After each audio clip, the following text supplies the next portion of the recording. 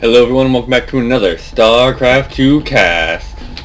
And look, absolutely no trouble that time with the hotkeys, because I know them now. That's how I do! Learning this shit. Oh, I'm sorry for the profanity. Anyway, today we'll be looking at a game recently released from a replay pack from Liquid.Zenio.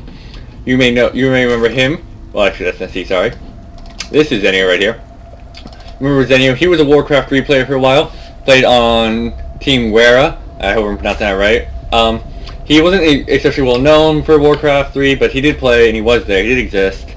And now, after that, he's done fairly well for himself on Team Liquid. Just not the best performance, like not the most memorable one, but he does good for himself. He's on Team Liquid. Obviously, he's good. Played Warcraft 3, so we know he's at least worth it. And his opponent will be NesTea, spawning in the top right as the other Zerg player, ZvZ. It's ZvZ. IM.NesTea. You'll know him most well for his 2 Code S first place finishes. Also, yes, 2 Code S's in July of 2011 and May of 2011. Also, the GSL Open Season 2 in 2010 took first place there. Also, 3rd place in the IGN Pro League. A BlizzCon took 2nd place there, and some other notable finishes in Iron Squid 1 and 2. That's what he's done. So, you know, both of these players good. They're both from Korea. They both know what they're doing. So we're expecting pretty good game series. Obviously, I did get this replay from Team Liquid, as they did just release a pack from Zenio. Normally standard time going down about 2 minutes in, around 16 supply. Nothing bad there. Each going for pretty much identical timing. They're maybe a couple seconds faster there. Also identical pool timing, 17. Although you can see Zenio going for a bit of an earlier gas, and oh nope, well, still earlier, just not too much earlier. So their supplies are still even, as we can expect to see. No real change off the bat. All very standard play, just scouting around, just getting up their economy, droning up. It's a very boring stage of the game, but as we know, ZvZ, it gets complicated. It can get boring though, with the traditional meta of Broodlord Infestor, which, when both of them go, it is a bore, because it's mostly it's the perfect illustration of what happens when an unstoppable force meets an immovable object. They wait, and just wait for that one opportunity where that one player will slip up and the other one can just swoop in and stab them right in their heart area, right where it like kills them, and you just carve through and win the game from there. So that's probably what I'm expecting. Still identical builds, droning, 2 queens going down with expansions now done. Speed going down a little sooner for Zenio than, well, no, just a little sooner, as you can see. Still identical. All down to the drone and overlord timings. As you can see, they're very standard, studying their builds very well. And right now, they're not fooling either one. They both know pretty much that it's nothing fancy going on. Baneliness does go down first for Zenio.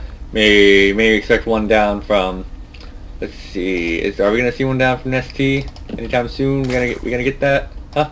We gonna get a Bane list? I don't think we're gonna get a Bane list. It's already halfway done. Nope, Roach Warren. So this is where we get our build divergence. Zenio goes for his Banelins against the armored roaches. Right now it looks like NesTea will have the upper hand, as Banelins will do less damage against armored units. So good call on NesTea's part, going for roaches instead of Banelins. He could have predicted the Banelins out of him, as he was scouting and saw we're going identical builds. What would I do in this position? Well, I'd probably either go roaches or Banelins, and I'm just gonna pick the one that counters at least one of those, which would be roaches. So pretty smart idea from him there, if that is what he's thinking. Maybe he just went roaches because I like roaches. Roaches are disgusting. And here we see Zenio actually moving out with a pack of lings. Is spotted by Overlord, but will spot the 3rd base and have to be intercepted. Well, the 2 lings aren't going to do much. He will have to cancel this. He does, but then let's lose the drone. Does Zenio actually know about? Does he know? He does not know. He does not know. Does not know. But does he know? He does not know. Does not know. So they don't know for sure what the other one's doing. They're guessing. 7-minute layer timing for Zenio. Very standard there, as NesTea still trying to get out some roaches. He does have a couple out in the field right now, about 5. And he will, the lings will spot him, and he will spot the banelings. You go like, well, shit. So he's gonna need to make a transition, I think. Now that's what he's thinking. Yep, and his roach warren's already almost done. He must have spotted it at one point. Something must have told him roach warren. So now he's getting his own roach out. It will be behind though, and NesTea, excuse me, will have his own eye. He's already getting his upgrades too for it. So he will have more roaches off the bat. Also re-establishing his third. It probably will go down this time. Also, Zenio now taking his third too as well at the same time. Lair also finished for Zenio, about halfway done for NesTea, as he tries to be like, well, I'm a little behind now, tech-wise, but I can just get back in. He's not by no means lost the game. Roach is now also coming out. Well, yeah, Roach is coming out for more Roach is coming out for NesTea, along with the one just starting for Zenio. Put my foot in my mouth. Banelings are moving out because he has to make something happen to him. He's still morphing in a couple just to deal with any Zerglings he will find, and the roaches will be taken care of by the lings. He's playing anyway, as with a lot. Yep, now he's moving in. Oh, he could have detonated on some of those lings, taking out a couple, even things out. But as you can see, he does have a lot more roaches than Zenio has right now, so he does have the advantage right now. So Zenio was really trying to find that good spot for him to get win those banelings, with just getting them right on a bunch of lings, so he can get that advantage up. So he'll have the numbers, he'll have more firepower. And you see, he's still trying to morph in a couple of banelings just to make that happen. If he does get enough, eventually it will just, the number of banelings will be able to overwhelm the roaches themselves. Because right now, Zenio is lacking the roach department just about 5 to the more. He has 8 to the 20 roaches, yeah, so. But 19 to 11 lings, also 6 banelings, so he does have a pretty good, the teams are pretty even right now. It's all going to come down to the micro control of Zenio though. If he can get that those baneling bursts right off on the lings, also the queens, so you can see there, he knows it's coming, and he's getting ready. Infestation pit now at halfway done. Here's the engagement actually. He's going to run and he's immediately going to try and target down that queen just to try to transfuse it. But he does hit force pull after a couple of banelings go off and not getting too much done. He does transfuse the queen. He does take out most of the Zerglings there from NesTea. So he's lacking there, but all he is rebuilding more roaches, and he's going to overwhelm them soon. More roaches also coming down for Zenio, but still, he's behind now. Infestation pit also now finished for him. Where is that? I want to see it. I want to see it with my eyes. There it is. Ahead of NesTea, his tech has been ahead the entire time. So that's where he's really taking advantage. He's probably just going to hold right now for a little while, and just try and keep going today. Eventually, just his economy will overwhelm him if the numbers gain. He can't take a battle right now. Well, he might be able to... No, never mind. He can't take a battle right now. It would take some really good position and some really poor play from NesTea's part, which I don't expect to see from a 2-time Code S winner. So, yeah. Patting Glands also now coming down for Zenio. His infestors will be out fairly soon with all that extra starting energy. And those fungals will make a huge difference if he can get the good number out and he gets some good well plays, which won't be hard against a bulked up army like this. He is trying to spread it out, but as you can see, when he moves out, it will be bulked up. The movement will be spotted by his overlord, and he is in position to hold this, as he does have a number of roaches.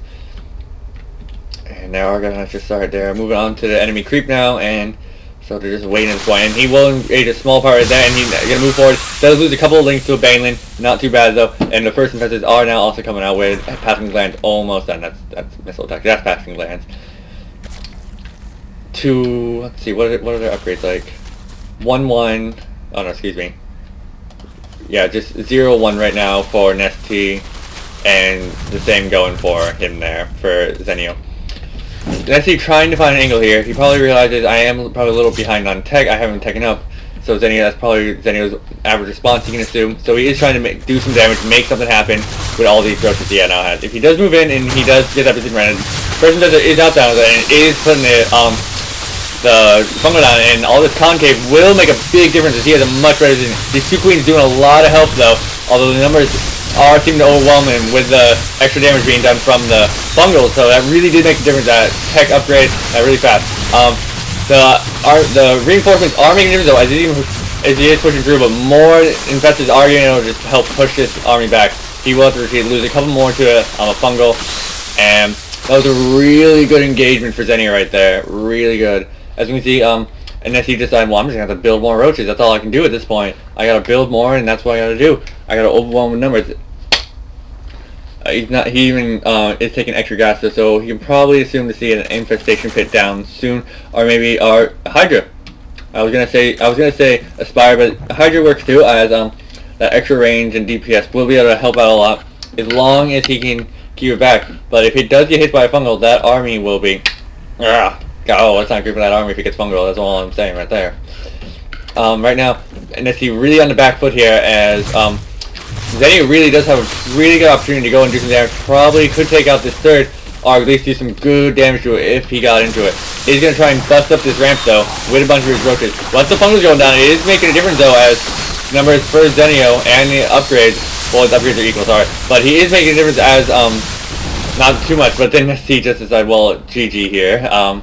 Numbers did overwhelm. He lost that one engagement there at the concave right under Zenio's base, and that really knocked him down. And if he had been able to get out earlier and maybe not sit so hard on roaches, tech a bit faster, that could have made a difference. But he just didn't do it. He decided, I'm just going to mass roaches, and it just didn't work out for him. So I'll thank you guys for watching. Be sure to subscribe and comment if you like what you see. I hope you enjoyed it. I'll be making more soon enough, probably more from Zenio, as there are a couple of games from that back. So again, thanks for watching, and see you next time.